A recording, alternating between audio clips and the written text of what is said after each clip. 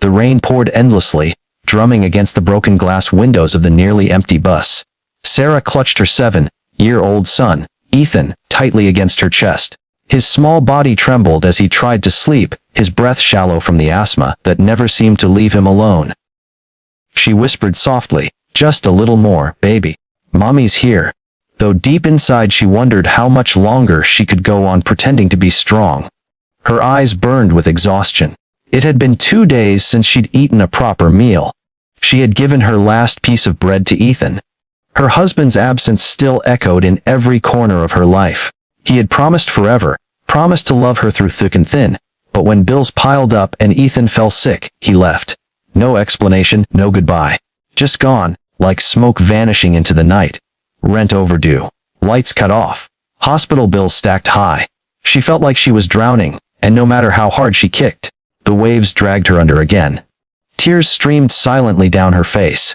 She turned her head, ashamed of her ragged clothes, the faint smell of dampness clinging to her skin. And then she realized. Her head was resting against the shoulder of a stranger.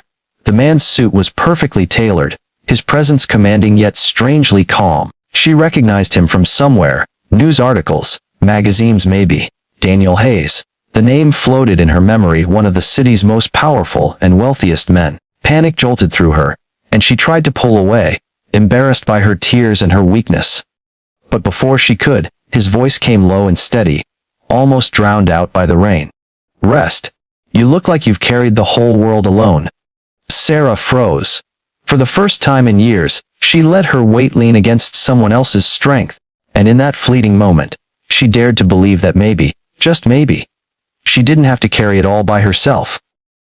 Sarah's story had never been one of fairy tales. Born into a modest family, she learned early that love and comfort were not always guaranteed.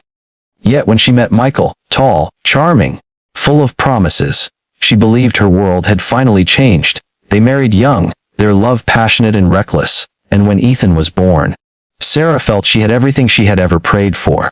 But love, she learned, can vanish. Michael's patience thinned when money ran short. His once gentle words turned sharp, his nights longer, his absence louder. Then one day he simply didn't return. The weight of betrayal pressed down on Sarah's chest like a boulder she could never move. Now, her days blurred together in a cycle of cheap jobs, landlords pounding at the door, and neighbors who looked away when she asked for help. Pride had become her shield. She couldn't beg, not even when her stomach twisted from hunger. On that rainy night, Daniel Hayes became an unexpected interruption to her pain. He didn't flinch when she leaned against him, didn't push her away. He simply allowed her to exist in her brokenness. When the bus stopped, Sarah gathered Ethan quickly, whispering apologies she couldn't explain. Daniel stepped off too, and for a brief moment their eyes met. His gaze wasn't pitying. It was something softer, something she hadn't felt in years. Recognition. The following day, Ethan's breathing grew shallow again. His chest rattled as Sarah rushed him to the hospital, praying the nurses wouldn't turn them away for lack of insurance. Hours passed in a blur until a doctor told her the bill would be more than she could dream of paying. Her heart shattered. She buried her face in her hands, whispering prayers through her sobs. Then she saw him. Daniel, standing quietly at the end of the hallway. "Why are you here?" she demanded, her voice cracked with desperation and shame. "Do you want to watch me fall apart? Do you want to see how pathetic I am?" His expression didn't change. He stepped closer. "I know what it's like," he said softly. "I lost my mother when I was Ethan's age. She worked herself to the bone, but she was alone. No one stood beside her. I swore that if I ever had the power, I wouldn't let another woman like her suffer alone." Sarah shook her head violently. "I don't need charity." "It's not charity," Daniel replied firmly. "It's recognition and respect." His words pierced something deep inside her, but pride kept her from showing it. She turned away, tears spilling again, whispering into the night when no one could hear, "I just don't want my son to see me weak." But Ethan had already seen. That night, as Sarah tucked him into the narrow hospital cot, he held her hand and whispered, "Mom, I wish you didn't have to cry alone." And Sarah broke all over again.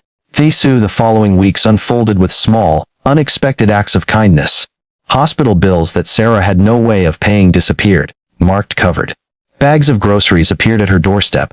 A warm coat for Ethan showed up, his name written neatly on the tag. She knew who it was, Daniel. At first, anger flared in her.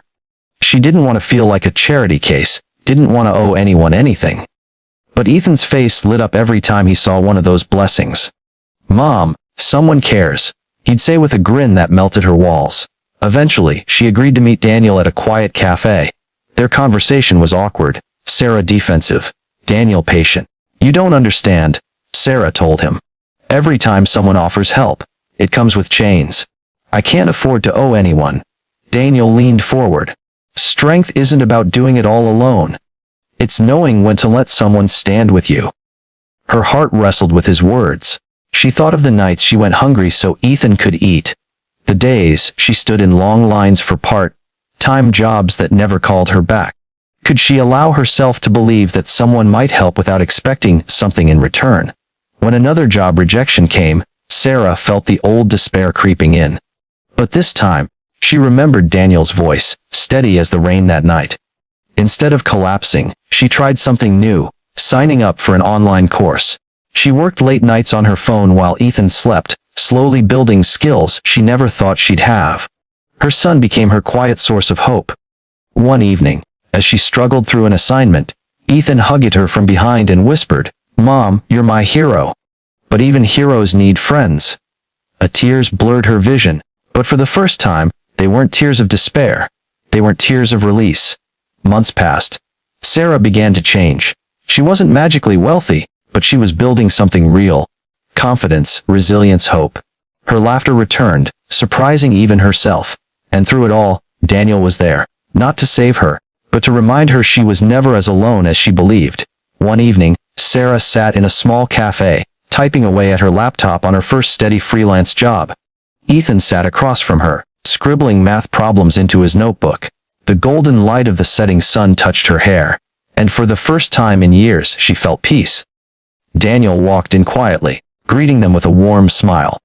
Ethan leaned toward his mom and whispered, "See, Mom, you don't cry alone anymore." Sarah looked at her son, then at Daniel, her heart swelling with gratitude and something deeper, acceptance. She no longer saw herself as broken, but as someone who had survived the storm and stepped into the dawn. Sometimes healing doesn't come in sudden miracles. Sometimes it comes in the quiet presence of a stranger on a rainy night, the innocence of a child's love, and the courage to begin again. Moral of the story: true strength is not found in carrying the world alone, but in opening your heart to kindness and allowing others to walk beside you. Healing begins when we stop running from our pain and learn to accept love, in whatever form it comes.